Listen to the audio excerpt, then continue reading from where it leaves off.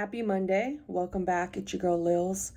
And I'm going to take you guys through a somewhat typical day in the life of being self-employed and working from home because it's a holiday week and I figured why not give you guys the real of what I do because it may help someone or maybe just help you understand me a little better because I don't want to portray this lifestyle that is glamorous or I have it all together or it's perfect, because although I am blessed abundantly and overflowing in just God's love, that is because I'm wealthy up here and in my heart.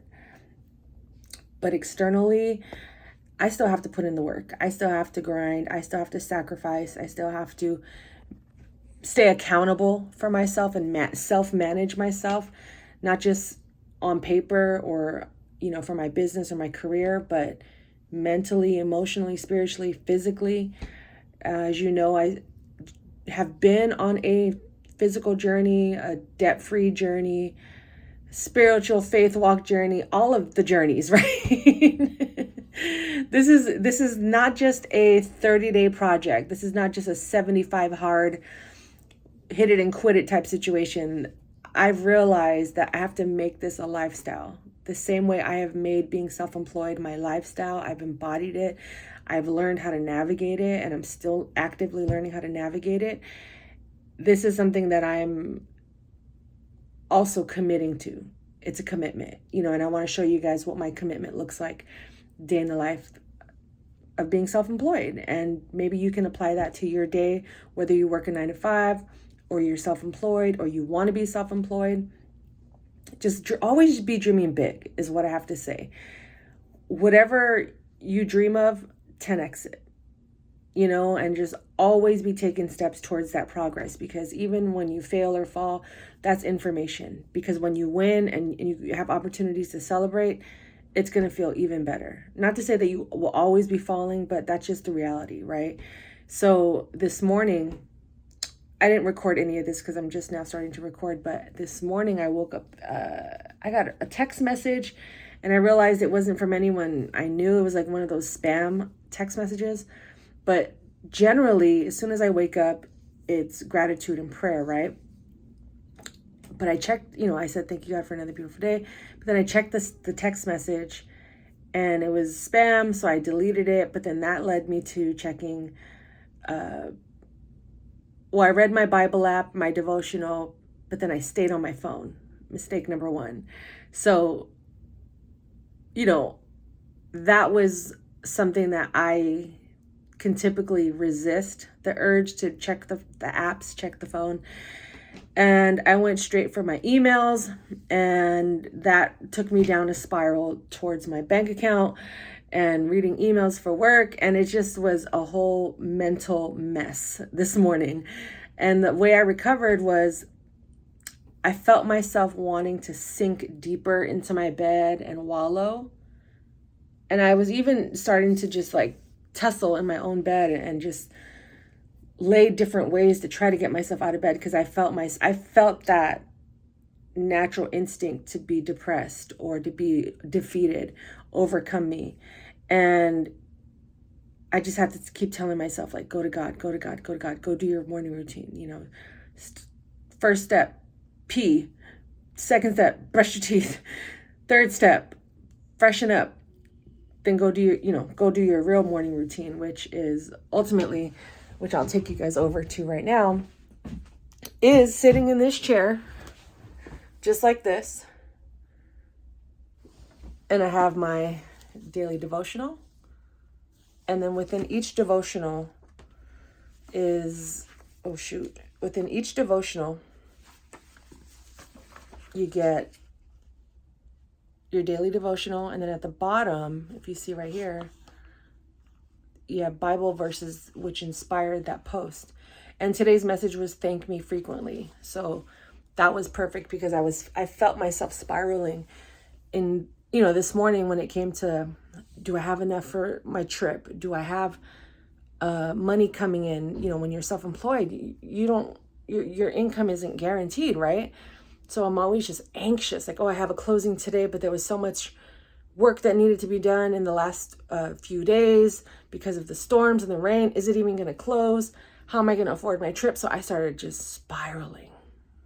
And this is me, even after doing a lot of work, I still have those imperfect mornings and days where I lose sight of God or just my own tools and practices. So after my devotional, I recently started reading my Bible. And I don't sit and read it like a novel or a book or anything, but just to start off slow and ease my way back into being comfortable with reading the Bible and studying it, I just take the verses that are at the bottom of each devotional, reference them, read them, and then I go into my prayer journal, which was perfect timing because if you know, and if you've been following, I finished and completed this entire journal this year after some inconsistencies, but after being consistent for the last 6 months, I finished it. So I started going into this journal, which was a gift from my mom, which is perfect because it's challenging me in different ways that I don't typically challenge myself, especially when I journal. Oftentimes my journal is, listing my gratitude, what I'm going through, but this journal actually has prompts, and each section is themed. So right now the theme is creativity. Before that, it was righteousness. Before that, it was gratitude. So the creativity part is actually probably my favorite. The gratitude section was the easiest. Righteousness was difficult because I never looked at life from a lens of righteousness. I think because that's just a natural default setting of mine to do the right thing, to say the right thing. Not in the sense that everything has to be perfect and I don't make mistakes, but more so intuitively, discernment, you know what I mean? So city noises. And then I started reading this book because I wanted to step up my financial literacy. But it's Tony Robbins, Money Master the Game. And I'm going to cover his face right now. Tony Robbins, Money Master the Game, because 4 years ago, maybe 3 years ago, I started taking my finances a little bit more seriously, learning about stocks, and this investor that I follow, every time he speaks to the audience in a simplistic way. It's not all jargon. And every time he speaks, no matter what setting he's in, or if, they do a live show every Monday, it's Earn Your Leisure. It's Ian Dunlap, actually. But in every setting and situation, interview that he does, he always recommends this book. And I have about 150, maybe 200 pages left. It's a thick book. You see, it's as thick as this Bible. But it's been helping to condition me to get comfortable with reading. Because, again, I had that mentality of I just got to get through the 30 days and get over with it. Then I don't have to deal with it ever again. When it's no, Lil, that's self-sabotage, because you'll get through the 30 days, lose momentum, and never go back to that project ever again. It's like when I did my 40B40. I was building momentum and then I just stopped posting. When in actuality, I should have kept going. But in my mind, I was well, this is just a 40-day project. Once I'm done, I don't have to keep it up because I'll have all of the views, I'll have all of the subscribers. And that's exactly what didn't happen. But it did prove to me that I am capable of doing more than I set my mind to, my limited mindset. It challenged my limited mindset. And reading this book, the subtext is Money Master the Game, 7 Simple Steps to Financial Freedom. So reading this book is challenging me, one, to read a big old book, even if it took me 6 months to read. But it's also educating me on financial literacy. I'm becoming more financially literate. And even if I don't understand the language that he's using, it's giving me an opportunity to, expand my knowledge and Google, do my Googles. But also if and when I'm in these rooms and they're having these types of conversations, I'll be alerted, and I will be in the know, because I feel like a lot of my confidence is based on knowledge and how I educate myself and what I expose my brain and my mind and my heart to. So what I'm getting at is having that type of morning routine, plus also making sure I fix my bed every morning, has helps me to be grounded and have some calmness and ease in my mornings. Because right now what I'm doing is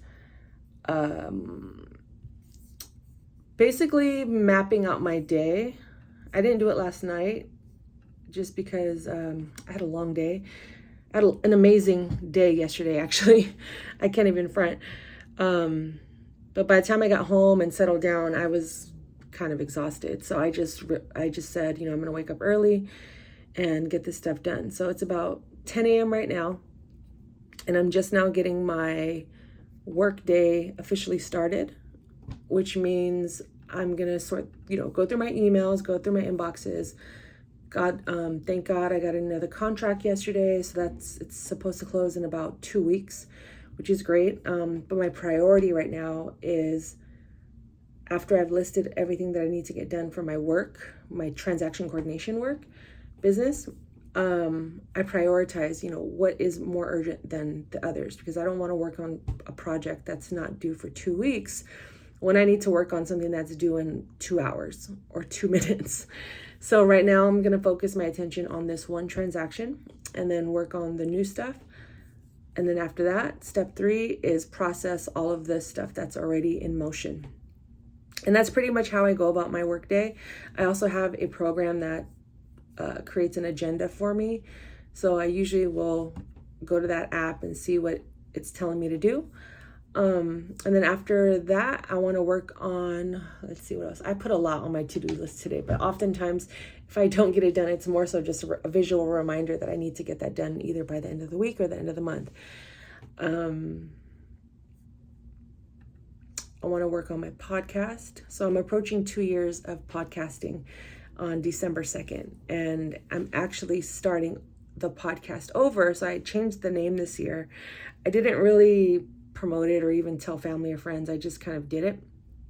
I did what spoke to my heart, and I just continue to ask God, like, am I supposed to be doing this? Am I supposed to be doing this? And stay tuned to see if I'm supposed to be doing this. But go to thekeyspodcast.com if you want to hear my podcast, formerly known as the Transaction Care Podcast. And then I want to start, just mapping out, getting a general sense and idea of my schedule after my trip this week, because starting December, when do I get back? Like 3rd, 4th, 5th. It's go time. Like, I have no time to waste. Like, the next couple of days before the holiday, I want to make sure all of this is in order so I can just execute, because I lose steam when I don't know my next couple of steps. Even if it doesn't take me in the direction I envisioned, at least I know that I'm taking action and making forward progress. I'm not just sitting here waiting for things to happen to me. I'm making things happen for myself. So I have some content that I have to create, outlines that I want to write. I want to revive my coaching calendar and get more people in for the month of December to help me as well, create better content for them. I'm looking for a podcast sponsor as well, which is exciting. I think having doubts and belief in my head that I'm not worthy of that has been a challenge as well, but I'm going to follow some other content creators' roadmaps and see if that works for me as well. And also just learn as much as I can, but also just take action. Because if I waste time all only learning, I'll never get to the finish line. And then I'm also reading, in my evenings, I've been reading, my allergies are acting up. This is a real day in the life. The 12-week year, I think I mentioned that in a reel, but this is helping me really stay focused on my vision for the upcoming year, because I lack that.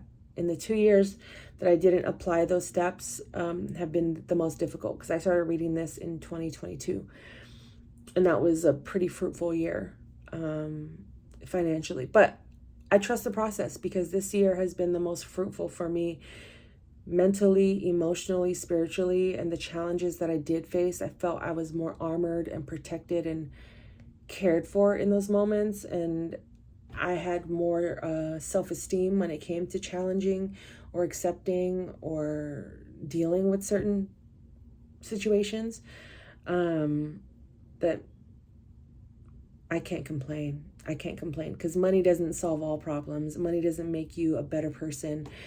It can cover some things, believe me, or, believe me, but at the same time, you're still chasing more. You're still chasing more. Like, is this enough? So learning how to stand on business, but also knowing that, is my business standing on a strong foundation, is more important to me than, getting only having a good financial year. I want to have a great, well-rounded year and life. So, man, this was just me talking for 16 minutes. Oh my gosh, about my day and my morning. But yeah, maybe I'll slip in some B-roll throughout this clip. I don't know yet, but that's pretty much how my day's gonna go. Like I said, it's about 10-ish right now, 10 a.m. And I'm about to get started on my work day. And pack. I gotta pack and make sure that all of that is in order. So I have to get my suitcase from up there, and that way I don't have to worry or rush, when I go to my parents' house on Thanksgiving. So this is a general day in my life. I was hoping I would take you guys through it, but like I said, I might slip in some B-roll throughout the day of the things I do. But for now, that's just a real day in the life of being self-employed, in terms of scheduling and my daily programming. But you got to stay organized. You got to stay accountable for your next steps, because if you don't, you'll get lost and tangled so easily and spiral. So ground yourself in the morning, whether it's through prayer, journaling, reading. You don't have to do all the things that I did. This is just what works for me. Oh, and I worked out a little bit. I did work out a little bit. I did some arm stuff just to, wake myself up. I stretched. Stretching is so important. So even if you don't ever pick up a weight, jog, walk, at least stretch. Stretch your hips, stretch your legs, your arms, your neck. Just get to know your body in that sense and give it the power that it needs. Stretching is so valuable. I ate a little bit of breakfast, watermelon. So I didn't record any of that stuff. This was just me grounding myself in the morning, and I was able to do all that before 10 a.m. I like to ease into my workday. I make sure before I try to make sure the night before, if there are any urgent emails, that I reply and schedule it for a morning reply. Or if I didn't get to do that, I'll just check them real quick before I really dive deep into my morning, which I try not to, because it really just it makes me anxious when I check my work emails. But ultimately, if there is anything pressing, like we did get a new contract, so I made sure I just said congratulations, that I acknowledged it around 9:04. So they knew that I wasn't just ignoring it, that they knew I was available, because I have lost business because agents thought that just because I didn't respond to an email quick enough that I quit or that I suck at my job. And I don't work with people like that anymore. A conversation for another day. But still, out of respect for my work and appreciation and gratitude for my work, I made sure I replied. And then I went to do some grounding work, worked out, ate a little bit of breakfast. I don't know if I had my vitamins yet, but I'm going to go do that, hydrate, get my work done. And I think that's it. I think that's it for now. So stay tuned for the next one. If you're here at the end of this video, at the almost 20-minute mark, comment the word care, and maybe you'll win a prize.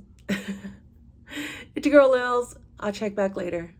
So as you see, the sun is going down. Well, it's pretty much nighttime, and I'm still at my desk. So I've been here all day with the exception of eating lunch and going to the restroom and standing in front of my heater because it got really cold at one point. So I think I'm going to be at my desk for another hour. It's actually only 4:40. So I still adhere to the 9 to 5 hours. So it's not anything out of the ordinary for me to be working this long. I'm grateful to have work because no joke, 2-3 weeks ago, I didn't have any contracts come across my desk or my email. I will be honest, I am a little bummed that something that was supposed to close today, because I was really wanting to bring that extra cash on my trip, but I just have to trust that I have enough and not to worry about it and to trust God. But ultimately, that's all closing next week. So the blessing is, God willing, after my trip, I get back to more closings. And I think God knows that if I had that extra money, I would have blown it all in Mexico.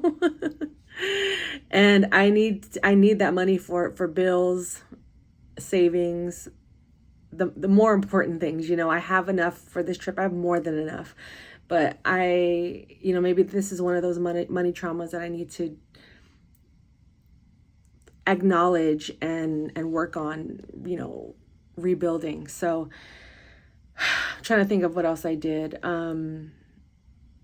Yeah, I've just been at this desk. Today was one of those just regular work days.